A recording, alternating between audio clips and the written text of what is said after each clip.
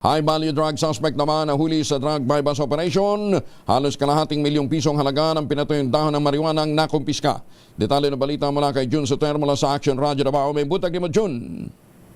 Mayong buntag usab Kuyang Angel, nadakip ang isang high-value drug suspect sa bypass operation ng Bunawan Police Station sa pamumuno ni Police Major Ian James Akal pasado alas 2 ng madaling araw, Pebrero 19, 2025 sa Susana Boarding House, Amparo Village, Barangay Ilang, Davao City. Ang naarestong suspect na kilalang si alias Cap, 21 anyos at nakatira sa Purok 8, Comunal, Buhangin, Davao City. Nakuha sa posisyon ng suspect ang 490,152 na halaga ng pinatuyong dahon ng marijuana. Ayon kay Police Colonel Hansel Marantan, Acting City Director ng Davao City Police Office, ang operasyon ito ay mahalagang hakbang sa kanilang kampanya laban sa iligal na droga. Binati rin niya ang mga tauhan ng Bunawan Police Station 6 at hinikayat ang mga ito na ipagpatuloy ang kanilang mahusay na serbisyo. Ito si Jun Soter para sa DZRH. Una sa Pilipinas, una sa Pilipino.